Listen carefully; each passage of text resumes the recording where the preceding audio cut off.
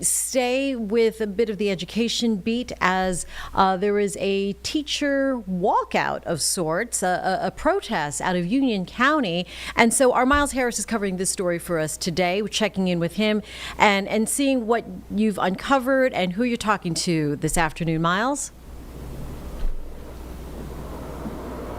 Well, hey, good morning there, Jane, or I should say good afternoon. We did see a dozen, or dozens, I should say, of teachers, parents, families set up just outside of the Union County central meeting here, the building here in Monroe, to really kind of make sure that their voices are heard and their actions are being felt when it comes to really their issues, when it comes to their pay here in Union County. So we did get a chance to talk to some of the teachers out here in this area. There's a lot of concern when it comes to the supplement pay increase. That has really been the debate back and forth between the district, between the Board of Education, between the teachers and the educators throughout this district, throughout this county as well. And so this goes back to May, from what I'm understanding this was as well, is that there was a budget proposal, a budget plan that included a $2,000 supplement pay increase for teachers throughout the entire district here in Union County. But however, when it comes to closer to that date when those checks are being sent out, when it comes to that final budget being signed on the dotted line there, unfortunately, that is now only looking like it's $1,000 when it comes to that supplement pay increase.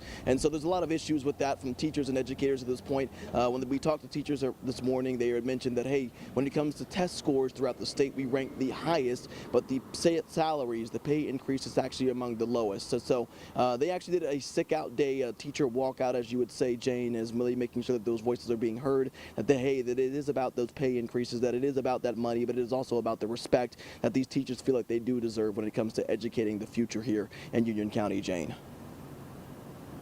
Myles, you said there were dozens that walked out as we're looking at some video here of part of their demonstration on the sidewalk. It seemed peaceful. We see some kids there as well. As far as students, though, go and how their classes were attended to, do you get any sense of what attendance was like for the students?